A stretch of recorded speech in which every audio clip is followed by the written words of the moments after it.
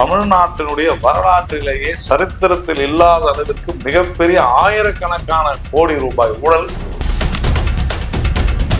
உங்களுக்கு என்ன பிரச்சனை சார்? எப்படி சார் ஒரு முதல்வரை சொல்லலாமா? இப்ப பிரதமரை சொல்லும் போது நாங்க அதே கேள்வி கேட்கிறோம். ஏதாவது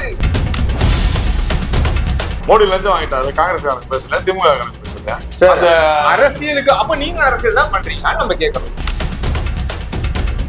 திரு மு.க. ஸ்டாலின் அவர்கள் தான் இதற்கு பொறுப்பேற்க வேண்டும் என்றால் அதைத்தான் எங்களுடைய மாநில தலைவர் இருமொழி கொள்கை அல்லது மும்மொழி கொள்கைக்கு, தேசிய கல்விக் கொள்கைக்கு இதுக்கெல்லாம் ஆர்ப்பாட்டம் பண்ணாங்களே, தர்மேந்திர பிரதான எதிர்த்து ஒரு ஆர்ப்பாட்டம் பண்ணாங்களே, முட்டு கொடுக்குற வேலையை சொன்னது புரிஞ்சுங்க. ஒவ்வொரு தனி மனிதனுடைய உழைப்பையும் உறிஞ்சி ஒவ்வொரு பாட்டில் விஸ்கிலையும் பிராண்டிலையும் ரம்மலையும் பீர்லையும் 10 ரூபா கொள்ளை அடிச்சவங்களுக்கு ஆதரவா பேசாதீங்க.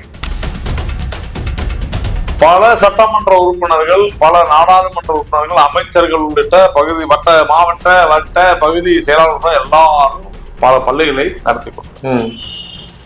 முதல்ல அந்த ஸ்கூல்ல இனிமேல் நாங்க 2 மொழி தான் கத்துப்போம். சும்மா அந்த கதையெல்லாம் வேணாங்க. நான் கேட்கறது ஒண்ணுதாங்க, இந்த சாராய விவகாரத்துல இங்க என்னங்க பிரச்சனை? இந்தியாவிலேயே அதிக இளம் விதவைகள் இருக்கக்கூடிய ஒரு மாநிலம் தமிழ்நாடு. சொன்னது யாரு? எல்லா வகையான பிராண்டும் அது விஸ்கி ஆகட்டும், ரம் ஆகட்டும், பிராண்டி ஆகட்டும், ஒயின் ஆகட்டும், தரமான மது பாண்டிச்சேரியில கிடைக்கும். ஆனா அங்கேருந்து தமிழ்நாட்டுக்கு வந்துட்டு என்ன ஆகுது? நீ இல்லாத இந்தியை திணிப்பதாக சொல்கிற நீங்கள் இதைத்தான் குடிக்க வேண்டும் என்று கட்டாயப்படுத்தி கனிமொழி அவர்கள் சொல்வது போல அதிக இளம் விதவைகளை தமிழ்நாட்டில் உருவாக்கிட்டு இருக்கீங்க. இந்தியாவிலே காலில இருந்து சட்டம் ஒழுங்கு ஏன் சீர்குலைந்து போகிறது என்பதற்கு மிகச்சிறந்த உதாரணம் இது போன்ற. போலாம் சார், இல்லன்னு சொல்லு சார். அப்புறம் அதே பாதுகாப்பு கொடுக்குறது எதுக்கு பாதுகாப்பு? நான் உங்களை கேட்டோமா? எதுக்கு எங்களுக்கு பாதுகாப்பு? ஒன்னும் ஆகாது. மக்கள் தெளிவா இருக்காங்க, ஒன்னும் ஆகாது. நாங்க ஒன்னும் பாதுகாப்புலாம் கேட்கல. யாருக்கு இந்த மாதிரி ஒரு பாசிச ஆட்சி, சர்வாதிகார ஆட்சி எங்கேயுமே கிடையாது இந்தியாவில.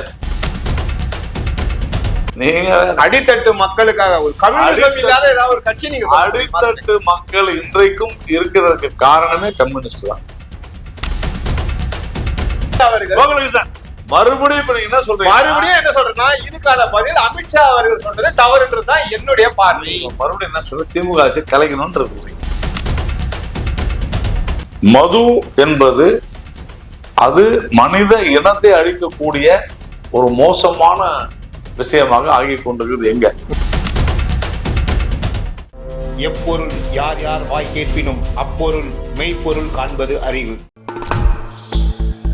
பாமரன் கேள்விகளும் பகுத்தறிவு பதில்களும் அதிரடி நேர்காணல் உங்கள் TN Digital 24 சேனலில். TN Digital 24 நேயர்களுக்கு அன்பு வணக்கம். இன்று நம்மிடையே இணைந்திருப்பவர் நாராயணன் திருப்பதி அவர்கள், பாஜக துணைத் தலைவர். அவரிடம் கேட்பதற்கு நிறைய இருக்கிறது. வாருங்கள் சார். வணக்கம். வணக்கம்.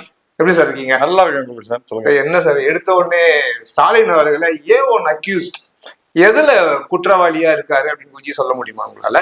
அவருடைய அமைச்சரவையில நடந்திருக்கக்கூடிய தமிழ்நாட்டினுடைய வரலாற்றிலேயே சரித்திரத்தில் இல்லாத அளவிற்கு மிகப்பெரிய ஆயிரக்கணக்கான கோடி ரூபாய் ஊழல் நடைபெற்றிருக்கிறது. 1000 கோடி ரூபாய், 1000 கோடி ரூபாய் இதுவரையில் இன்வெஸ்டிகேஷன் வில் கண்டினியூ அப்படின்னு என்ன அர்த்தம்? இன்னும் அதிகம் தான் அர்த்தம். கண்டினியூ ஆகட்டும். நீங்க எப்படி அதை வந்து அக்யூஸ் சொல்ல முடியும்? அக்யூஸ் குற்றம் சாட்டப்பட்டிருக்கலாம். ஸ்டாலின் மேல குற்றப்பத்திரிகை வச்சிருக்காங்களா? அரசாங்கம் தானே. அரசாங்கம் அரசு துறை. ஆமா சார், அரசு துறை தான். அதனால அவரை நீங்க எப்படி அரசு துறையில தலைமை வகிக்கிறார் சார்? தலைமை வகிக்கிறது அவர் தான் பொறுப்பு. எல்லாமே ஓகே. குற்றப்பத்திரிகை கொடுத்து அங்க கோர்ட்ல சப்மிட் ஆயிடுச்சா? அவர் தான் A1 அக்யூஸ் சொல்லி, அதுதான் இப்ப கேள்வி. யார் பொறுப்பு அப்படின்னு சொன்னா நீங்க தானே கேள்வி கேட்குறீங்க. அவர் தான் பொறுப்பு நீங்களே சொல்றீங்க. அப்புறமா யார் பொறுப்பு? அமைச்சருக்கு மேல முதலமைச்சரா இருக்காரு. இது எல்லாருக்குமே தெரியும். கொஞ்சம் அவசரப்படாது, பொறுமையா சொல்லுங்க. அவர் தான் பொறுப்புன்னு சொன்னீங்க. கரெக்டா? நீங்க தானே சொன்னீங்க. உண்மைதான். பொறுப்புள்ளவர்கள் தான் குற்றம் சாட்டப்பட்டவர்கள், அக்யூஸ்ட். இன்னும் குற்றப்பத்திரிகை எல்லாம் வரணும் சார்.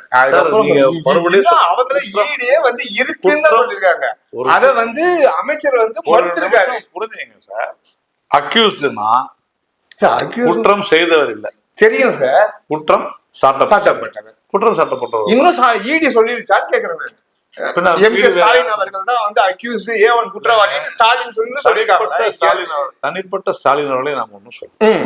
அதற்கு பொறுப்பேற்க வேண்டியது முதல்வர் என்கிற ரீதியில அதைத்தான் திரு அண்ணாமலை அவர்கள் சொன்னார். அவர் தான் A1 செந்தில் பாலாஜி A2. அதுதான் உங்களுக்கு என்ன பிரச்சனை சார்? எப்படி சார் ஒரு முதல்வரை சொல்லலாமா? இப்ப பிரதமரை சொல்லும் போது நாங்க அதே கேள்வியை கேட்கிறோம். ஏதாவது அமைச்சர் சொன்னாங்கன்னா அதுக்கான கேள்வி வந்து நம்ம அங்க வைக்கிறோம் அந்த தரப்புல. அப்படின்னும் போது இங்க வந்து ஒரு மாநிலத்தின் சிஏஜி அறிக்கை கொடுத்தது. லஞ்சம் வாங்கிட்டாங்க இந்த அரசாங்கம், மோடி லஞ்சம் வாங்கிட்டாரு. காங்கிரஸ்காரங்க பேசல, திமுக பேசலையா? அரசியலுக்கு அப்ப நீங்க அரசியல் தான் பண்றீங்களா நம்ம கேட்கறோம். பேசுறீங்க சிஏஜி பண்ணிச்சுன்னா இது மாநில அரசாங்கத்துக்கிட்ட கொடுக்குது, மாநில அரசு பார்க்குது அப்படின்னு நம்ம அதையும் நம்ம சொல்லணுமா இல்லையா? கொஞ்சம் தயவு செஞ்சு சட்டம் என்னன்றது புரிஞ்சுங்க. ஹிண்டன்பர்கோ அல்லது ரஃபேலோ எந்த புலனாய்வு அமைப்பும் இதுல ஊழல் நடந்திருக்குன்னு சொல்லல. ஏதோ வெளிநாட்டு பத்திரிகைகள் சொன்னதை வைத்துக்கொண்டு இப்படிப்பட்ட ஒரு மோசமான ஊழல் நடந்திருக்கிறது அப்படின்னு பேசினாங்க. அதாவது ஒரு ஹியர்சே, யாரோ ஒருவர் எங்கேயோ எழுதினதை வைத்துக்கொண்டு அவ்வளவு பிரச்சனை பண்ணாங்க. அமலாக்கத்துறை என்பது நம்முடைய அரசியலமைப்பு சட்டம், கான்ஸ்டிடியூஷன்ல நம்முடைய சட்டத்திற்கு உட்பட்டு பாராளுமன்றத்தினால் அங்கீகரிக்கப்பட்டு அமைக்கப்பட்டிருக்கிற ஒரு மிகப்பெரிய அமைப்பு. அந்த அமைப்பு இந்த அரசாங்கத்தில் இருக்கக்கூடிய இந்த துறையில இப்படிப்பட்ட ஒரு ஊழல் நடந்திருக்கிறது, இதற்கு இப்படிப்பட்ட ஒரு தொடர்பு இருக்கிறதுன்னு சொன்னா அதற்கு பொறுப்பேற்க வேண்டியது அந்த அரசாங்கத்தினுடைய தலைவர் தான். அதன் அடிப்படையில திரு மு.க. ஸ்டாலின் அவர்கள் தான் இதற்கு பொறுப்பேற்க வேண்டும் என்றால் அதைத்தான் எங்களுடைய மாநில தலைவர் திரு அண்ணாமலை அவர்கள் தெளிவாக அதனாலதான் அக்யூஸ் பண்றார். அக்யூஸ்ட்னு சொன்னா என்னன்னு புரிஞ்சு குற்றம் சாட்டப்படுகிறார். ஆமா, A1 அவரு A2. உங்களுக்கு இதுல உங்களுக்கு என்ன பிரச்சனை சொல்லுங்க. முதல்வரா இருக்காரு, இன்னும் வந்து யாரும் சொல்லலன்றதா. அப்படின்னா அவர் என்ன பண்ணிருக்கணும், அமலாக்கத்துறை கிட்ட போறதுக்கு முன்னாலேயே யாரு இது இந்த குற்றம் இதுக்கு வந்து எஃப்ஐஆர் போட்டாங்க. அதாவது அமலாக்கத்துறை வந்து எஃப்ஐஆர் போடுது, லஞ்ச ஒழிப்புத்துறை போடுது, அதன் அடிப்படையில தான் செய்யறாங்க. அப்ப என்ன செஞ்சிருக்கணும், நடவடிக்கை எடுத்திருக்கணும். எடுத்தாங்களா? இல்ல. அப்ப எடுக்காததுனால அவர் தான் அக்யூஸ்ட் ஒண்ணு. உங்களுக்கு என்ன பிரச்சனை இதுல சொல்லுங்க, என்ன பிரச்சனை? பிரச்சனை இல்லையா சார்? எதுவுமே சொல்லலையே, இன்னும் வரலையே. அதுக்கு முன்னாடி எப்படி அக்யூஸ் சொல்றாங்க? நீங்க டெல்லி வழியா வரீங்களா, இல்ல ஜார்க்கண்ட் சத்தீஸ்கர் வழியா வரீங்களா, இல்ல வேற ஏதாவது ஐடியா இருக்கான்றதுதான் நம்மளுடைய கேள்வி. அதே நல்லா சாப்பிட்டீங்களா? நல்லா சாப்பிட்டேன் சார். 1000 கோடி ரூபாய் அவங்க கொடுத்துருக்காங்க, நீங்க 40,000ன்றீங்க, 50,000ன்றீங்க. நான் கேட்கறதுக்கு பதில் சொல்றேன். நான் சாப்பிட்டேன் சார். சாப்பிட்டீங்களா? இப்ப என்கிட்ட கரெக்டா நீங்க தெளிவா தானே பேசுனீங்க. ரொம்ப தெளிவா கேட்கறேன் சார். அப்புறமா எங்க இருந்து வரீங்கன்னா, எங்க இருந்து வராங்கன்னா எஃப்ஐஆர் போட்டா தமிழ்நாடு கவர்மெண்ட் போலீஸ்ல இருந்தா வராங்க. ஜார்க்கண்ட்ல வரீங்களா, டெல்லியில இருக்கீங்களா? தமிழ்நாடு போலீஸ்ல லஞ்ச ஒழிப்பு துறையில ஸ்டாலின் அவர்கள் மேல ஏதாவது குற்றச்சாட்டு இருக்குங்களா சார்? நீங்க அதே அதன் அடிப்படையில தான் அமலாக்கத்துறை வருது. அப்ப பொறுப்பானவர்கள் பொறுப்பாக செயல்படவில்லை என்றால் அவர் மீது குற்றம் சுமத்துவதனால் அவர் அக்யூஸ்ட். இதுல என்ன பிரச்சனை உங்களுக்கு? சரி சார், கைது ஆர்ப்பாட்டம் அறிவிச்சிட்டீங்க. சரி, ஆர்ப்பாட்டத்துக்கு அனுமதி கொடுக்கல, கைது செய்யறாங்க. இது ஜனநாயக விரோதமானதுன்னு நம்ம எப்படி சொல்ல முடியும்? ஜனநாயக விரோதமா அவங்க ஏதோ ஒரு அசம்பாவிதம் நடக்க போகுது. அப்போ 2-3 நாளைக்கு முன்னால இல்ல ஒரு வாரத்துக்கு முன்னாலதான் டீலிமிட்டேஷனுக்கு, தொகுதி வரையறைக்கு, அதுக்கு பிறகு வந்து இருமொழி கொள்கை அல்லது மும்மொழி கொள்கைக்கு, தேசிய கல்விக் கொள்கைக்கு, இதுக்கெல்லாம் ஆர்ப்பாட்டம் பண்ணாங்களே. தர்மேந்திர பிரதான எதிர்த்து ஒரு ஆர்ப்பாட்டம் பண்ணாங்களே, அதுக்கெல்லாம் அனுமதி கொடுத்தாங்களா? எப்படி ஆர்ப்பாட்டம் பண்ணாங்க? எவ்வளவு நேரம் ஜெயில வச்சிருந்தாங்க? பதில் சொல்லு. உங்களை கரெக்டா அது நியாயமா கைது பண்றாங்க? எப்படி கல்யாணம் எப்போ எப்படி கைது பண்ணாங்க? எவ்வளவு நேரம் வச்சிருந்தாங்க சொல்லுங்க. தெரியுமா உங்களுக்கு? மும்மொழி கொள்கைக்கெல்லாம் கைது பண்ணலையா சார்? பண்ணாங்க. கனிமொழி அவர்கள் பண்ணும்போதே அங்க பண்ணாங்க. ஒன்னும் பண்ணலையே. காலைல 10 மணிக்கு செஞ்சுட்டு நைட்டு 10 மணிக்கு தான் விட்டாங்க. 10 மணிக்கு விடல. அப்புறமா என்ன விடு, சும்மா அந்த முட்டை கொடுக்குற வேலை வேணாங்க. முட்டு கொடுக்குற வேலையே என்ன வேணாம். சார் முட்டு இருக்கு? நான் சொல்றது புரிஞ்சுங்க. ஒவ்வொரு தனி மனிதனுடைய உழைப்பையும் உறிஞ்சி ஒவ்வொரு பாட்டில் விஸ்கிலையும் பிராண்டிலையும் ரம்மிலையும் பீர்லயும் 10 ரூபா கொள்ளை அடிச்சவங்களுக்கு ஆதரவா பேசாதீங்க. பேசாதீங்க. இங்க எங்க ஆதரவா போட்டுருவோம்? நீங்க நம்ம சேனல்ல நாமளே என்ன பேசுறீங்க? கொள்ள நடக்குது செய்யலாமா அப்படி செய்யலாமா என்ன கேள்வி? 10 ரூபா வாங்குறோம்னு முதல்ல நான் தான் எடுத்து போட்டது. அப்புறமா என்ன அதான் நம்ம கேக்குறோம். ஆனா சார் உங்களை கேள்வி கேட்கிறோம் அப்படின்னா குற்றம் எங்கேயா சாட்டப்பட்டிருக்காரான்றது நம்ம இன்னும் ப்ரூஃபா இல்ல. அதுக்கப்புறம் எப்படி நீங்க முன்னாடியே சொல்ல முடியும் கேக்குறோம். கோகுலகிருஷ்ணன் நியாயமான ஒரு கேள்வி கேட்கணும்ல. கோகுலகிருஷ்ணன் குற்றம் சமைச்சிருக்காரு, நீங்க தான் சொன்னீங்க. அதனாலதான் நாங்க அக்யூஸ்ட் பண்றோம். முதல்ல நீங்க தான் எடுத்து போட்டதா சொன்னீங்க. ஃபர்ஸ்ட் நம்ம சார் இது உண்மை. இது 3 வருஷம் 4 வருஷத்துக்கு முன்னாடியே 10 ரூபா பாட்டிலுக்கு வாங்குறாங்க. வந்த ஆட்சிக்கு வந்த உடனே 5 ரூபா இருந்தது 10 ரூபா ஆனது முதல்ல போட்டது நான் தான். அதுக்கு பேர் தான் அக்யூசேஷன். யார் மேல அக்யூசேஷன் இருக்குதோ அவங்க அக்யூஸ்ட். என்ன பிரச்சனை உங்களுக்கு? நீங்க தான் ஒரு அக்யூஸ்ட் முதல்ல சொல்லிருக்கீங்க. சார் அக்யூஸ்ட் நான் சொல்றேன், நீங்க அப்படியே பிளேட்ட மாத்தி பேசாதீங்க. அக்யூஸ்ட்னா கவர்மெண்ட் இப்ப தவறு நடக்குதுன்னு எடுத்து சொல்றது என்னங்க? ஒரு பத்திரிகையாளனா கடமை, அதை நம்ம பண்றோம். ஆமாங்க, அக்யூஸ்ட்னா குற்றம் சாட்டப்பட்டவர் தாங்க. அதுதான் சார். ஆனா ஸ்ட்ரெயிட்டாவே நீங்க வந்து வைக்கிறீங்க. நான் அதை சொன்னா நீங்க என்ன சொல்றீங்க? நீங்க தான் சொல்றது, நான் தான் முதல்ல சொன்னேன்றீங்க. அப்ப நான் சொல்றேன் பொறுப்பு ஏத்துக்க வேண்டியது கவர்மெண்ட். சீஃப் மினிஸ்டர் இருக்காரு, இது எல்லாமே ஓகே தான்.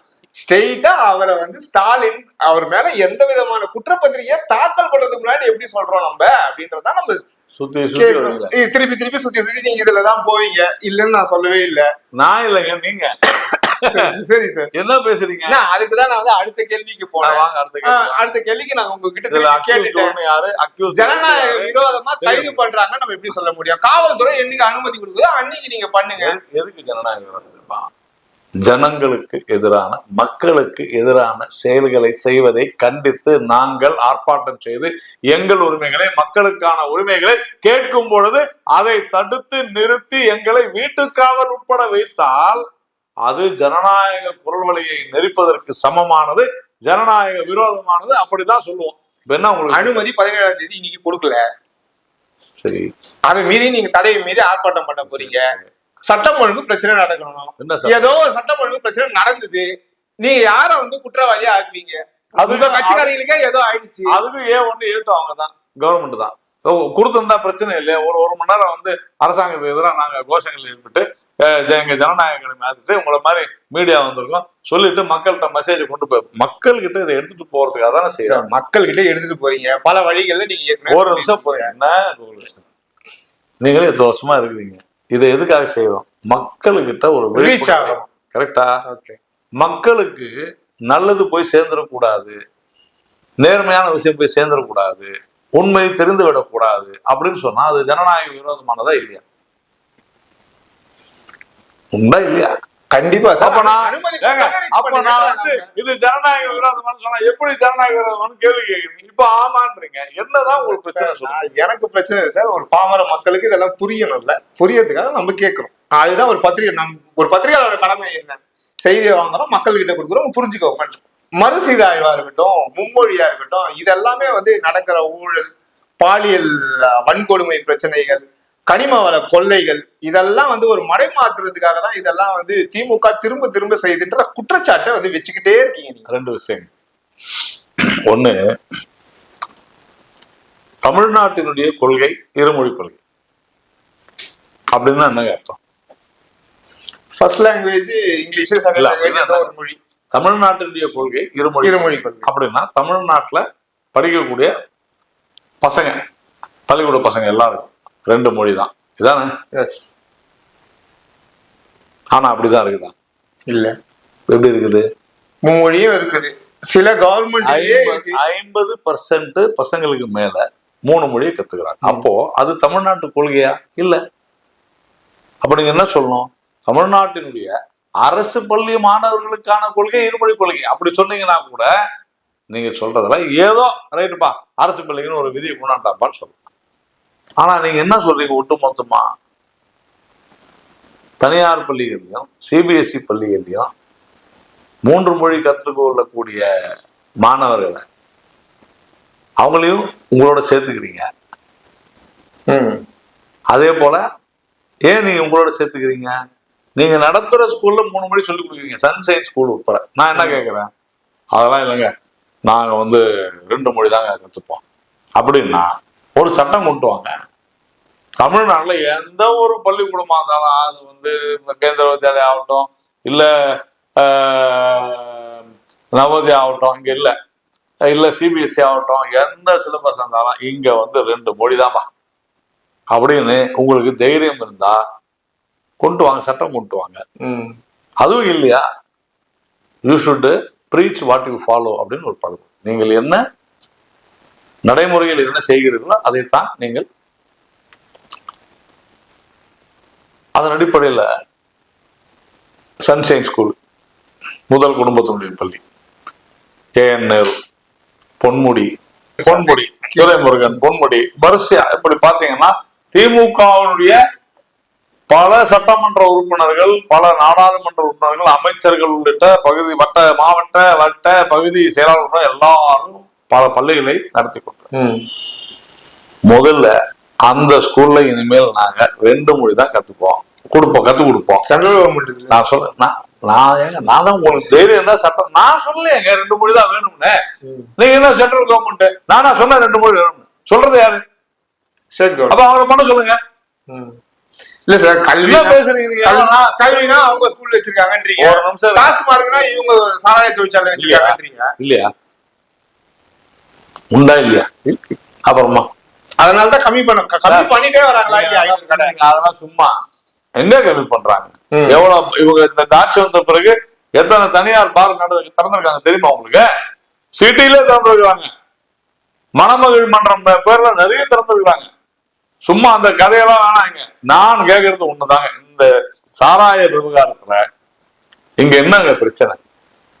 இந்தியாவிலேயே அதிக இளம் விதவைகள் இருக்கக்கூடிய ஒரு மாநிலம் தமிழ்நாடு. சொன்னது யாருங்க? கனிமொழியார்கள். அவங்க யாருங்க? எம்பியா இருக்காங்க. அவங்க யாருங்க? முதலமைச்சரோட தங்க, முன்னாள் முதலமைச்சரோட மகள். நான் கனிமொழி அவர்களை ரொம்ப மதிக்கிறேங்க. அவங்க சொன்னது என்ன? தமிழ்நாட்டுலதான். என்ன காரணம்? மது அருந்தி, சரியா, மது அருந்தியதால் மரணங்கள் ஏற்படுகின்றன, அதனாலதான் இளம் விதவைகள். அதுதானே கரெக்ட். மது தமிழகத்துல யாரால் விநியோகிக்கப்படுகிறது? இங்க கள்ள சாராயம் இல்லைன்னு அரசாங்கமே சொல்லுது. வேற சாராயம் வரவே வராது, அரசு கட்டுப்பாட்டுக்குள்ள இருக்குது. அப்ப அரசு வாங்கி விற்கும் மதுவினால் தான் அப்படின்றது தானே உண்மை. கனிமொழி சொன்னது நான் சொல்ல. ஏன்? அப்ப அந்த மதுவினுடைய தரத்துல அது மத்த இடத்துல இல்லையா? இல்லன்னு கனிமொழி சொல்றாங்க. இந்தியாவிலேயே அதிக இளம் விதவைகள் இருக்கக்கூடியது மதுவினால இந்த மாதிரி நடக்குது அப்படின்னு சொல்றது கனிமொழி. அப்போ அந்த மது தயாரிக்கக்கூடியவர்களால் இது நடக்குதுன்னு சொன்னா அவர்களை ஊக்குவிப்பது யாருன்னா அரசாங்கம் தான். அப்ப அங்கெல்லாம் இல்லையா? இருக்குதுங்க. பாண்டிச்சேரி பக்கத்துல இருக்குதுங்க. பாண்டிச்சேரியில மதுப்பிரியர்கள் அதிகமாக செல்வார்கள். அங்கிருந்து பல வாங்கிட்டு வர முயற்சி செய்வாங்க. போலீஸ் பிடிச்சிடும். விடமாட்டேன், ஒரு காரையும் செக் பண்ணுவாங்க தெரியுமா? பாண்டிச்சேரி போயிட்டு வாங்க பாப்போம். அதனால சில பேர் இங்க போய் ஒரு நாள் பூரா அங்க இருந்துட்டு வருவாங்க. ஏன் தெரியுமா? விதவிதமான பிராண்டு கிடைக்கும். கிங்ஃபிஷர், லேகர், பிரீமியம் பியர்ல பாத்தீங்கன்னா எல்லாம் கிடைக்கும்.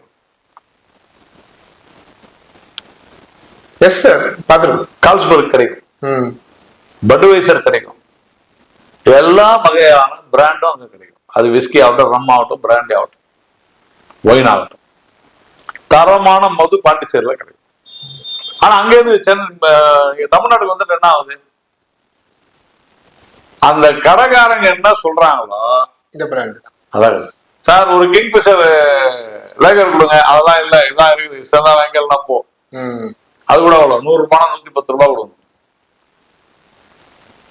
அது பையர்ஸ் மார்க்கெட், இது செல்லர்ஸ் மார்க்கெட். இங்க யாரு செல்லரு? அரசாங்கம். இப்ப புரியுதா உங்களுக்கு? அப்போ இந்த தரமற்ற மதுவை கொடுப்பது யார், குடிப்பது யார்? அந்த மக்களுக்காக நாம் பேசுறோம். டெல்லி உதாரணம் சொல்றோம். டெல்லியிலையும் அரவிந்த் கெஜ்ரிவால் இதே லிக்கர் ஸ்கேம், பணம் அமுத சுரபி மாதிரி கொட்டக்கூடிய ஒரு துறை. டெல்லியிலையும் இதே பிரச்சனை தான். பாலிசி என்ன பாலிசி? கவர்மெண்ட் தான் விக்குது டெல்லியிலயும், வேற தனியார் கடைங்க இல்ல. அங்க இருந்து 20 கிலோமீட்டர் 25 கிலோமீட்டர் இது குர்கான் ஹரியானா, அங்க போய் பாருங்க. நீங்க சும்மா போய் பாருங்க ஒரு முறை. ஜெக ஜோதியா கடைங்க இருக்கும். சும்மா இங்க ஒரு மால் மாதிரி இருக்கும். அங்க இருக்கக்கூடிய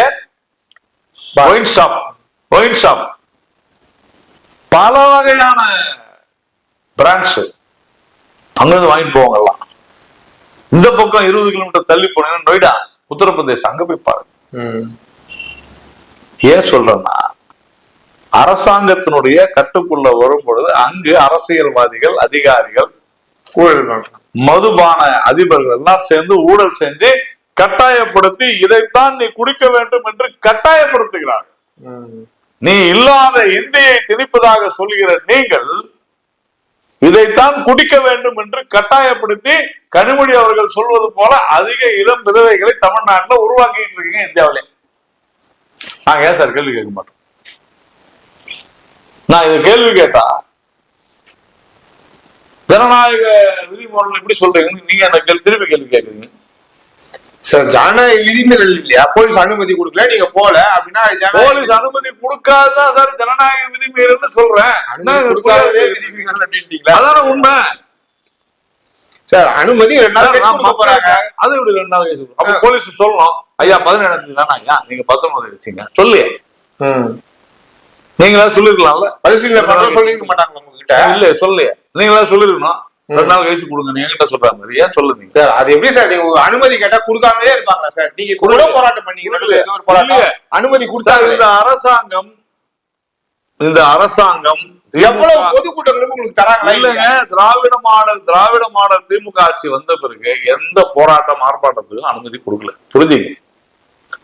எதுக்கு முக்கியமா ஒரு, அதாவது நான் இதை பேசினேன் செங்கல்பட்டுக்கு. நான் ஒரு ஆர்ப்பாட்டம் சார், அது வங்காளதேசத்தில் இருக்கக்கூடிய சிறுபான்மை மக்களை தாக்குகிறார்கள்னு ஒரு சப்போர்ட் பண்றதுக்காக நாங்க போய் ஒரு ஆதரவு குரல், அரசியலே கிடையாது, திமுக பத்தி பேசுறதுக்கு ஒண்ணு இல்லை.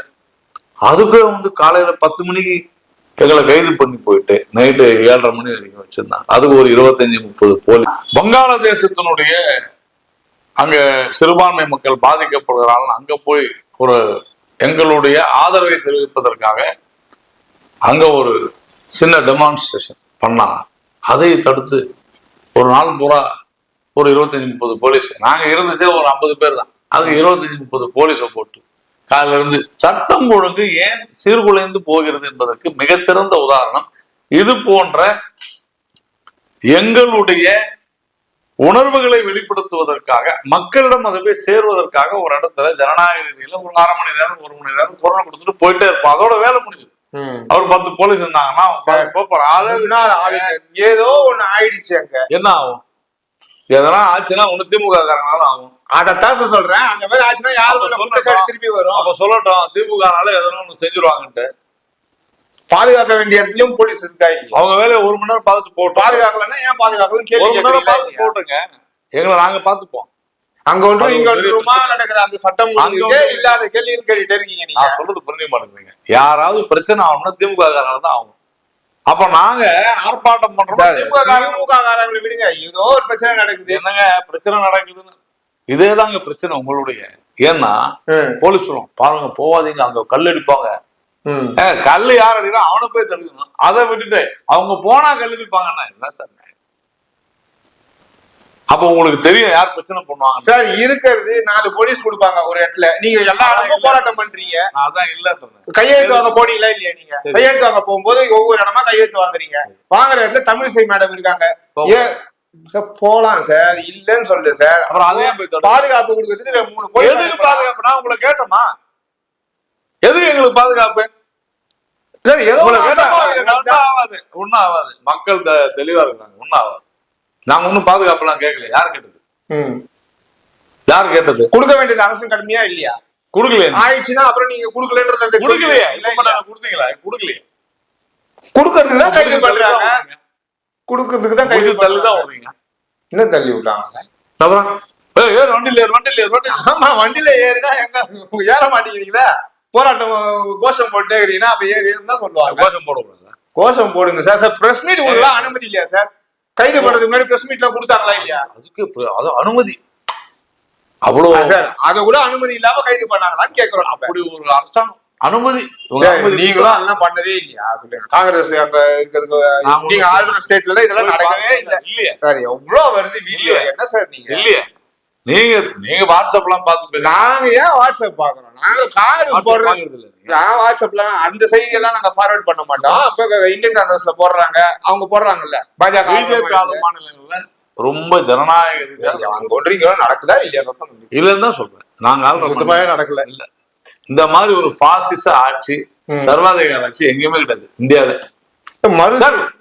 அடக்குமுறைக்காகவே இருக்கக்கூடிய கம்யூனிஸ்ட் கூட இப்படி செய்ய மாட்டாங்க சார். அவங்க என்ன ஆட்சி பண்ணாங்க? நீங்க வந்து அடக்குமுறைக்காக மம்தா பானர்ஜி அவர்கள் மேல என்ன குற்றச்சாட்டு இருக்கு? இவங்க மேல என்ன கேரளால என்ன அடக்குமுறையா பண்ணிட்டா இருக்காங்க ஆட்சி? கம்யூனிஸ்ட்னாலே வன்முறை தாங்க, அடக்குமுறை தாங்க. என்ன பேசுறீங்க? அதை விட மக்களுக்காக தரையில இறங்கி போராடுறவங்க சார். நீங்க அடித்தட்டு மக்களுக்காக ஒரு கம்யூனிசம் இல்லாத ஏதாவது ஒரு கட்சி நீங்க அடித்தட்டு மக்கள் இன்றைக்கும் இருக்கிறதுக்கு காரணமே கம்யூனிஸ்ட் தான். அப்புறம் என்ன சார் இப்படி சொல்றீங்க? நான் உண்மையதான் சொல்றேன். வாங்க ஒரு நாள் நம்ம 6 மணி நேரம் அதை பத்தி பேசுவோம். எவ்வளவு பெரிய தலைவர்கள் நல்ல கண்ணு அவர்கள் இருக்காங்க. சங்கர் ராமன் அவர்கள் இருந்தது. உங்களுக்கு நல்லா தெரியாம இருந்திருக்காரு. சுதந்திர நாட்டுல வறுமையும் இந்த நாட்டுல வன்முறையும் இருக்கிறதுக்கு ஒரு மிக முக்கிய காரணம் கம்யூனிஸ்டுகள் தான். அப்புறம் கம்யூனிஸ்டுகளுடைய அடக்குமுறை, கம்யூனிஸ்டுகள வன்முறை இந்த உலகம் முழுக்க தெரிந்ததான கம்யூனிசம் தோத்து போச்சு இந்தியாவில். இன்னும் கொஞ்சம் உயிர் கேரளால இருக்குது. இன்னும் கொஞ்சம் நல்லா வெஸ்ட் பெங்கால்லாம் போச்சு. இங்க ஃபீஸ் கல்புவாங்க. இன்னைக்கு கார்பரேட் உலகமா போயிடுச்சு. அதனால கம்யூனிசம் கொஞ்சம் இதுவாயிடுச்சுன்னு நீங்க அப்படி வேணா எடுத்து. நீங்க கார்பரேட்டுங்க, எல்லாரும் கார்பரேட். அதான் சார், மொத்தமே உலகமே கார்பரேட் மயமாச்சு. அதனால கம்யூனிசம் இல்லாம கம்யூனிஸ்ட் அப்படியே தொழிலாளிகளுக்கு ஒரு தோழனும் கிடையாது. எத்தனை தொழிலாளர்களுக்காக எவ்வளவு போராட்டம் பண்ணிருக்காங்க? போராட்டமும் பண்ணல, ஒரு போராட்டமே பண்ணல. ஒரு நிறுவனத்துல இருக்கக்கூடிய தொழிலாளிகளுக்கு நல்லது செய்யணும்னா நிறுவனம் நல்லா வளரணும்னு நினைக்கணும். அப்பதான் தொழிலாளிக்கு நல்லது நடக்கும். இந்த நிறுவனத்தை மூடுறாங்க, வெறும் தொழிலாளி மட்டும் உறிஞ்சி சாப்பிடுறாங்க. நீங்க பாத்துட்டீங்க. தொழிலாளி வந்து கம்ப்ளைண்ட் பண்ணாம அவங்க போவாங்க. அதெல்லாம் உண்மை. இவங்க ஏத்தி விடுறதா, டே பாரு உன்னை வந்து அட்டாக் பண்ண போறான் அப்படியே சொல்லி ஏத்தி விட்டு தொழிலாளர்களை பிரித்தாளுவதுதான் கம்யூனிஸ்டினுடைய. அட்டாக் பண்ண போறான்னு இப்படி சொல்றீங்க. அதே மாதிரி மறுசீராய்க்கும் இப்படிதான் சொல்றீங்க. வரவே இல்ல, அதுக்கு முன்னாடி வரப்போகுதுன்னு பயமுறுத்துறாங்க. அமித்ஷா அவர்கள் வந்து சொல்லாம ஒரு தொகுதி கூட கம்மியாகாதுன்னு அப்புறம் எதுக்கு அவர் சொல்லிட்டு போனோம்? அவர் அப்படிதான் சொல்லவே. அப்படிதான் சொன்ன சார். அன்புமணி ராமதாஸ் அவர்கள் சொல்றாரு. அவருக்கு முன்னாடி இந்த 14ஆம் தேதி அவர் பேசுறாரு. பேசும்போது தேச விரோத கட்சி திமுக அப்படின்னு சொல்லிட்டு போறாரு. ஒரு உள்துறை அமைச்சர். ப்ரோ ரேட் ஆஃப் பேசிஸ் என்ன தெரியும்? ஆமா sir, pro rate of basis பிரகாரம் இந்த விழுக்காடு அப்படியே இருக்கும். அவ்வளவுதான். என்ன காரணத்துக்கு சொல்லிட்டு போறாரு? அப்போ ஏதோ பேச்சுவார்த்தை நடக்குதுன்னு அர்த்தம். முதல்ல அதுதானே இப்ப நீங்க அன்புமணி ராமதாஸ் வைக்கிறாரு. நடுவுல கொஞ்சம் பக்கத்தை காணும், பாதி பக்கத்தை விட்டுட்டு பேசிருக்கீங்க. அதுக்கு முன்னாலே மிக தெளிவா இவங்க வந்து அவ்வளவு பெரிய குற்றச்சாட்டு வச்சாங்க. அதெல்லாம் இல்லப்பா அப்படின்னு சொல்லிட்டு போயிட்டாரு. அவ்வளவுதான். நீங்க அவர் முதல்ல ஏதோ ஆரம்பிச்சார மாதிரி பேசுறீங்க. அன்புமணி ராமதாஸ் புதூரில குற்றச்சாட்டு வைக்கிறார். புதூரில நேத்தி ஒரு மீட்டிங்ல சொல்லியிருக்காரு. இது தவறு. அப்புறம் உங்க கூட்டணியில தான் இருக்கு. தவறுதான், தெரியாதுன்னு சொல்றாரு. அப்புறம் அப்போ அதே மாதிரி தேச விரோத ஆட்சி அப்படின்னு சொல்றது அவர் தேச விரோத ஆட்சி அன்புமணி ராமதாஸ் சொன்னார். அன்புமணி ராமதாஸ் சொல்லல, இவர் சொன்னார். உள்துறை அமைச்சர் பேசுறாரு மீட்டிங்ல. ஆமா, என்ன சார் அண்ணாமலை அவர்கள் பேசுறாரு, நீங்க பேசுறாங்கன்னா அது வேற விஷயம் சார். அரசியல் நான் எடுத்துட்டு போயிடலாம் சார். அவர் வந்து இதுல இருக்காரு, உள்துறை அமைச்சரா இருக்காரு. நடவடிக்கை எடுக்க வேண்டிய இடத்துல இருக்காரு. அமைச்சர் உண்மையை சொல்லக்கூடாது. உண்மையை சொன்னார்னா அதுக்கு நடவடிக்கையும் எடுக்கணும்ல. எப்ப எடுப்பாங்க பாருங்க. இதே மாதிரி பண்ணிட்டு இருந்தா அதான் நடக்கும். நீங்க கலைக்க மாட்டீங்க. உங்களுடைய அதுதான் நடவடிக்கை. பின்ன மக்களை பாதுகாப்பா வச்சுக்கிறது சார் உள்துறை அமைச்சரோட வேலை. யாரோட வேலை சார்? உள்துறை அமைச்சரோட வேலை. நான் சொல்லல. ஒரு உள்துறை அமைச்சரா இருக்க வேண்டியதோட கடமை ஒரு மக்களைய, ஒரு நாட்டுல இருக்க ஒரு குடிமக்களை பாதுகாக்க வேண்டியது அவருடைய கடமையா இல்லையா? நீங்க திமுக அரசை கலைக்கணும் சார். இது யாரோ வாயிலிருந்து நீங்க புடுங்காதீங்க. நான் சொல்றேன் கடமையை தவறி இருக்கிறார் அமித்ஷா அவர்கள். நான் சொல்றேன் நீங்க தாங்க சொன்னீங்க. அப்படி குற்றச்சாட்டு இருந்து அதுக்கான ப்ரூஃப் இருந்தா அதை செய்ய வேண்டியது அமித்ஷாவா இல்லையா? இதுதான் என் கேள்வி. பேசி முடிச்சிட்டீங்களா? பேசி முடிச்சிட்டேன். இப்ப சொல்லுங்க.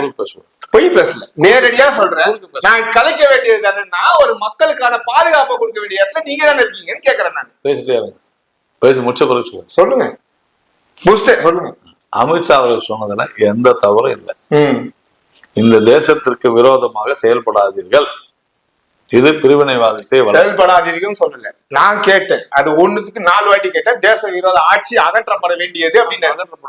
அகற்றப்பட வேண்டியது ஜனநாயகத்துக்கு விரோதமா இருக்கு அப்படின்னா நீங்க ஏன் பண்ணல? நடவடிக்கை எடுக்க வேண்டிய அமித்ஷா ஏன் நடவடிக்கை எடுக்கல? என் கேள்வி. ஜனநாயக ரீதியாக அகற்றுவோம் அர்த்தம். ஜனநாயக ரீதியாக அகற்றுவீங்க. தேர்தல் ஆட்சி போவோம்னு சொல்றோம். உங்களுக்கு என்னங்க பிரச்சனை? சார், தேச விரோதமா என்ன பண்ணாங்க திமுக ஆட்சி? நீங்க சொல்லுங்க. நீங்க என்ன சொல்றீங்க? நீங்க என்ன சொல்லணும்? மறுபடியும் அமித்ஷா அவர்கள் மறுபடியும் இப்ப நீங்க என்ன சொல்றீங்க? மறுபடியும் என்ன சொல்றேன்னா, இதுக்கான பதில் அமித்ஷா அவர்கள் சொன்னது தவறுன்றதுதான் என்னுடைய பார்வை. மறுபடியும் என்ன சொல்ற? திமுக ஆட்சி கலைக்கணும்னு சொல்றீங்க. அது இது பல தடவை சொல்றீங்க. காங்கிரஸ் வந்தா கலைச்சிருக்கோம் அப்படின்னீங்கன்னா, ஆமா கலைச்சிருக்கதான் செய்யும் அப்படின்னு நம்ம சொல்லுவோம். உங்க விருப்பத்தை சொல்லுங்க. ஏன் விருப்பத்தை சொல்லல, அமித்ஷா அவர்கள் ஏன் இதை பண்ணலன்னு கேட்கிறோம். ரெண்டுத்துக்கும் வித்தியாசம் இருக்கு. நீங்க என்ன மாட்டி விடாதீங்க, புரியுதுங்களா? உங்களை மாட்டி விடுறது என்ன அர்த்தம்? மாட்டி விடுறதா அப்படின்னா இதுல ஒண்ணு நம்மள ஒண்ணும் பண்ண போறதுன்னு வச்சுக்கோங்களேன். நம்ம என்ன சொல்றோம் அப்படின்னா, நடவடிக்கை எடுக்க வேண்டிய நடவடிக்கை சொல்ல வேண்டியது இருக்கு. அண்ணாமலை எல்லாம் நடவடிக்கை முடியாது, நம்ம கேட்க போறது இல்லை. அரசியல் பேசாம விட்டு போயிடலாம். உங்களால நடவடிக்கை முடியாது, விட்டு போயிடலாம். ஆனா உட்கார்ந்து இருக்கிறது அவர் உள்துறை அமைச்சரா இருக்காரு. ஒரு அடித்தட்டு மக்கள் கடைகோடியில இருக்க கன்னியாகுமரியில ஒரு குடிமகனுக்கும் அவர் தான் பாதுகாப்பு. ஜனநாயக ரீதியா என்ன நடவடிக்கை எடுப்பாங்க, சமயம் வரும்போது செய்வீங்க. ஜனநாயக 2026 வரைக்கும் எப்பொழுதுமே எப்போ நடவடிக்கை தேர்தல் தான். அதுக்கப்புறம் அதாங்க எப்போ நடவடிக்கை அப்ப எடுப்பாங்க. ஏன் கவலை? உங்களுடைய கவலை புரிந்து கொள்ளப்பட்டது. உங்களுடைய விருப்பம் நிறைவேறும். சரி சார், இப்ப இந்த அடிக்கடி குற்றச்சாட்டு வைக்கிறது, திருப்பி இந்த பாலியல் குற்றச்சாட்டுகள் நடந்துகிட்டே இருக்கு அப்படின்னு சொல்லி ஒரு பக்கம் குற்றச்சாட்டுகள் வச்சிருக்கீங்க. சட்டம் ஒழுங்கு சீர்குலைந்து போயிடுச்சு அப்படின்றீங்க. நடவடிக்கை போலீஸ் எடுத்துட்டே இருக்கு. சமீபத்துல நம்மளுடைய கமிஷனர் அவர்கள்ல இருந்து இருக்கட்டும், அது எல்லாமே கொடுத்துருக்காங்க, நடவடிக்கை எடுக்கிறோம் அப்படின்னு சொல்லிட்டு. போன வருஷத்தோட 10% கம்மியா இருக்குன்னு கொடுத்துருக்காங்க. பர்சன்டேஜ் இந்த கதையெல்லாம் பேசக்கூடாது.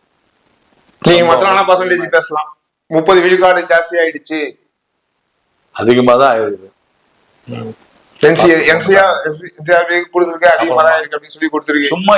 சட்டம் ஒழுங்கு மொத்தம் பொதுவா அப்படி காட்டுறாரு 10% கம்மியா இருக்கு. பெண்களுக்கான பாதுகாப்பு முற்றிலுமாக குறைந்து விட்டது. நேற்று கூட பாத்தீங்கன்னா இங்க சென்னையில 2 பேரை வெட்டி கொலை பண்றது. அத ரவுடியா, பொறுக்கியா, குற்றவாளிகளா வேற. பொது வெளியில கொலைகள் நடப்பது நின்று இருக்கிறதா?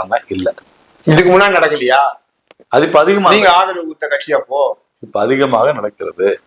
அதுக்கு நீங்க எடுத்த நடவடிக்கை என்ன சார்? குண்டாஸ்ல கைது பண்ணிட்டே இருக்காங்க. நேத்தி கூட ஒருத்தர் கைது பண்ணிருக்காங்க, 2 பேரை கைது பண்ணிருக்காங்க. குற்றங்கள் அதிகரித்து கொண்டே இருக்கிறது நம்ம சொல்றோம். அதானே சங்கிலி பறிப்புகள் தொடர்கின்றன. தேடி பண்ணிருக்காங்க. இந்த ஆட்சி வந்த பிறகு நிறைய நடந்திருக்கு. அதுக்கு வேற அவர் குழந்தைகள் மீதான பாலியல், பெண் குழந்தைகள் மீதான பாலியல் கொடுமைகள் அதிக அளவில். ஏன், என்ன காரணம்? முழுக்க மதுதான் காரணம். அதுக்கு எதிராக போராடினா நீங்க போராடக்கூடாதுன்றீங்க. இப்ப இந்த ஆட்சி, பாஜக ஆட்சி இருக்குது, எல்லா இடத்துலயும் நீங்க மது ஒழிப்பு பண்ணிட்டீங்களான்னு கேள்வி வைக்கிறாங்களா இல்லையா உங்களால? உங்களுக்கு திருப்பி அங்கேயேதான் சார் போவீங்க. நல்ல மது குடுக்குறாங்க, இங்க நல்ல மது இல்லன்னு நீங்க மாட்டேன். இப்ப இங்க வந்தோடனே டோட்டலா நீங்க ஒழிச்சிருக்கீங்களா? ஃபர்ஸ்ட் கையெழுத்து டாஸ்மாக் ஒழிச்சிருக்கீங்க. உங்களுக்கு புரிய மாட்டேங்குது. நான் இவ்வளவு நேரம் பேசுறேன், மது விலக்கு பத்தி பேசுறேன். நீங்க பேசுறீங்க, என்ன புரிய வச்சேன்? உங்களுக்கு என்ன புரிய வச்சேன்? நான் பிஜேபி ஆளுற மாநிலத்திலாம் மதுவே இல்லை நான் சொன்னேன். நான் சொல்லி முதல்ல புரிஞ்சுங்க, டாஸ்மாக் இருக்காது. நீங்க மது என்பது அது மனித இனத்தை அழிக்கக்கூடிய ஒரு மோசமான விஷயமாக ஆகி கொண்டிருக்கிறது. எங்க நான் உங்களுக்கு கொடுத்தேன், மது நாட்டுக்கு வீட்டுக்கு கேடுன்றதுல சந்தேகமே இல்லை. ஆனால் அந்த மதுவை அரசாங்கமே பல கட்டுப்பாடுகளை விதித்து கொடுக்கும் பொழுது அதனால என்ன ஆயிடுதுன்னா, கனிமொழி அவர்கள் சொல்வது போல தமிழகத்தில் தான் இந்தியாவிலேயே அதிக இளம் மதுவைகள் வெத்து பட்ஜெட் ஒரு குற்றச்சாட்டு இருக்கிறீங்க. அது அட்டகத்தி, அது பட்ஜெட்டா? அதுக்கு பேரு என்ன சார்? எவ்வளவு வெறும் அறிவிப்பு சார். நான் என்ன சொல்றேன், சொத்துக்களை பெருக்க ஒரு பட்ஜெட் மாநிலத்தின் பட்ஜெட் சொத்துக்களை பெருக்க வேண்டும். அதாவது கட்டமைப்புகளை பெருக்குவதன் மூலமாகத்தான் ஒரு மாநிலம் வளரும். அந்த மாநிலத்துக்கு உண்டான நீங்க மூலதனத்தை ஈர்க்க வேண்டியது உங்களுடைய கடமை, அரசாங்கத்தினுடைய கடமை. அதற்குண்டானதாக உங்களுடைய கொள்கை, அரசினுடைய கொள்கை அமைய வேண்டும். மூலதனம் வந்தால்தான் முதலீடுகள் வந்தால்தான் தொழில் வளர்ச்சி பெறும். ஒரு ஒப்பந்தம் போட்டுருக்காங்க சார், வரும். நீங்க சொல்லுங்க எப்போ வரும்? அதுக்குள்ள இந்த ஆட்சி போயிடும். போன வருஷத்துல என்ன சார் டூர்லாம் போயிருக்காரு, ஒரு வருஷம் முன்னாடி போய் பேசுறாரு சார். துபாய் எப்ப சார் போனாரு? ஒரு வருஷம் ஆயிடுச்சு, ஒன்றரை வருஷம் ஆகுது சார் துபாய். அதுக்கப்புறம் சிங்கப்பூர் போனாரு. ஏன் உங்களுக்கு ஏன் அப்படி முட்டு கொடுக்குறீங்க? முட்டு கொடுக்குது சார். 3 ஊர் போனாரு, துபாய், சிங்கப்பூர், அமெரிக்கா. முதலீட்டாளருமான இன்வெஸ்டர்ஸ் மீட் எப்ப போட்டாங்க? 4 வருஷம் ஆச்சு. அது ஸ்டார்டிங் வரும்போது துபாய் போனாரு, ஜெர்மனி போனாரு, ஸ்பெயின் போனாரு, யூகே போனாரு, எங்கெல்லாமோ போனாரு. என்ன கொண்டு வந்து சிங்கப்பூர் போனாரு, என்ன கொண்டு வந்தீங்க? ஒண்ணு இல்லைங்க, 0. வெங்கல டப்பா.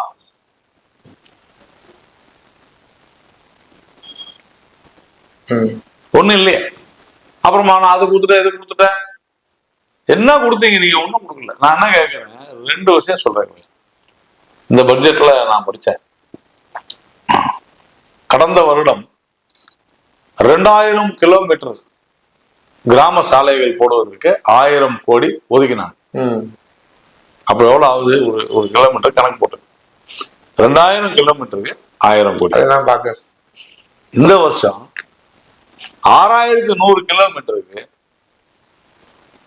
2000 கோடி. எப்படி சார்?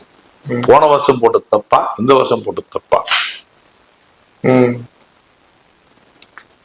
2022-23 1500 கோடி அடையாறு ஆறுக்கு ஒதுக்கினாங்க சார். அது வருஷம் கிளீன் பண்ண மாட்டாங்களா? என்ன சார் இது வருஷம் கிளீன் பண்ண மாட்டாங்க? நீங்க 1500 கோடி வேணாம், ஒரு 500 கோடி செலவு பண்ணிருந்தாலும் அது கிளீன் ஆகுது. ஏங்க பேசிட்டு சார், எங்க இருந்து சார் வருது? நாட்டம் பிடித்த ஊழல் பிடித்த இந்த அரசாங்கத்தை நீங்க முட்டு கொடுக்காதீங்க சார். முட்டு கொடுக்கல சார். 1000 சார் அவரு வருஷம் இந்த கூவத்துக்கு போடுறாங்க, இல்லன்னா சொல்லவே இல்ல. ஆனா பட்ஜெட்ல கிளீன் பண்றதுக்கு போடக்கூடாது, போடலங்க. ரோடு போடுறதுக்கு போடுறாங்க, கூவத்துக்கு போடுறதா சொல்லி வேற எங்கேயோ போட்டுக்கிட்டு இருக்கு. அதெல்லாம் சார், அதெல்லாம் நீங்க தான் கண்டுபிடிக்கணும். அதான் இப்ப பேசிட்டு இருக்கோம். பேசுனா போதுமான்னு கேட்கறோம். மக்களுக்கு தெரியும். உங்க மத்திய திட்டத்துல வர காசையே நீங்க பார்க்க மாட்டேங்கிறீங்க. மத்திய திட்டத்துல கொடுக்குறோம், அதை யூஸ் பண்ண மாட்டேங்கிறாங்களே. அதை யூஸ் பண்ண மாட்டேங்கிறீங்க. அதே கேள்வி கேட்க மாட்டேங்கிறீங்க.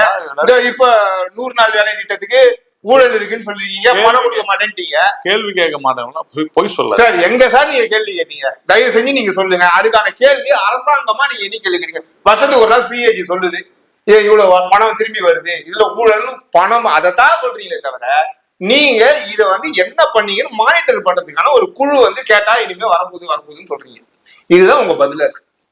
உங்களுக்கு பணமும் கொடுத்து ஒரு மானிட்டர் பண்ணணுமா இல்லையா?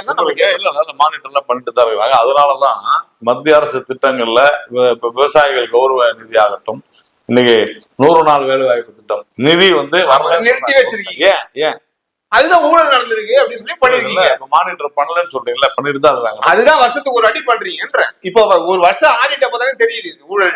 நீங்க டெய்லி என்கிட்ட பேட்டி இருப்பீங்களா? நான் டெய்லி எடுக்க மாட்டேன். ஏன் மாசத்துக்கு ஒரு அடி எடுக்கிறீங்களா? அது மாதிரிதான் வருஷத்துக்கு சார். அது ஒரு வருஷத்துக்கு ஒரு தடவை தான். பட் அமைச்சகம்னு ஒண்ணு இருக்கு இல்ல, அதுல இருக்கவங்களா வேலை செய்யணும்ல. வேலை செய்யறதுனால தான் அப்படி கரெக்டா எஸ்சிஏஜி அறிக்கை கொடுக்கலாம். என்ன சார் எல்லா திட்டத்துக்கும் தான் சார் சிஸ்டம் அப்படிதான் சார். சார் ரோடு போடாம டோலில கூட்டு வராங்க, இன்னும் பல சுடுகாடுக்கு வழி இல்லாம. ஒரு விஷயம் புரிஞ்சுங்க, பிரதமர் திட்டம் வருது, திரும்பி போகுது பணம். ஏன் திரும்பி போகுது, ஏன் யூஸ் பண்ணலன்னு கேள்வி கூட கேட்க மாட்டீங்கன்னா யாரும் திமுக காரங்களை கேள்வி கேட்க மாட்டேங்கிறீங்களா? நாங்க கேட்கிறோம். நான் கேட்கலன்னு நீங்க சொல்றீங்க. கேட்டுட்டாலும் சார் கேட்டுக்கிறோம், பதில் வாங்கி இருக்கிறோம். அதெல்லாம் யாரும் கேட்கறது கூட தைரியம் கிடையாது. என்ன சார் நீங்க? நான் சொல்றேன், நான் அனுப்பி விடுறேன். ஏதாவது எனக்கு அனுப்பிச்சு விடுறேன். இங்க இருக்கிற ஊடகங்கள் எல்லாம் திமுகவுக்கு கூட்டணி பத்தி பேசாம சட்டம் ஒழுங்கு பத்தி பேசி போதை கலாச்சாரம் பத்தி பேசுற ஒரே ஊடகம் நம்ம ஊடகம் தான். கூட்டணி அப்படி மாறும் இப்படி மாறும் எப்ப வேணா என்னைக்கோ ஒரு நாள் வேணா கேள்வி கேட்பேன். தவிர நான் வைக்கிற கேள்வியில 5 கேள்வி சட்டம் ஒழுங்கு தமிழ்நாடு மக்களை பத்தி தான் இருக்கும். மக்களோட மக்களா இணைஞ்சுதான் நம்ம கேள்வி கேட்டுருக்கோம். அங்கேயும் கேட்கிறோம், உங்ககிட்டயும் கேட்கிறோம், அங்கேயும் பாருங்க. டெய்லி நடக்கிற டிபேட்ல கேட்கிறோம் சார். அப்புறமா நாங்க கேட்கிறோம் சார். நம்ம ஒரு ஊடகமா பண்றோன்றது நான் என்னதான் சொல்ல முடியும்? அடுத்தவங்க ஏன் பண்ண நான் சொல்ல முடியுமா? பாராட்டுகள் வாழ்த்து. நான் உங்களை ஏன் கேட்கறேன், நீங்க மத்திய அரசாங்கத்துல இருக்கீங்க கேட்கிறோம். அப்படி செஞ்சீங்கன்னா பாராட்டுகள் வாழ்த்து சார். உண்மை அதுதான் பண்றோம். Very good. மக்களோட மக்களா மக்கள்கிட்டயும் கேட்கிறோம், உங்ககிட்டயும் கேட்கிறோம், அங்கேயும் கேட்கிறோம். சிறப்பா செயல்படுங்க. சரி சார், இவ்வளவு நேரம் எங்களுடைய கேள்விகளுக்கு மிக பொறுமையா பதில் சொன்னதுக்கு ரொம்ப நன்றி சார்.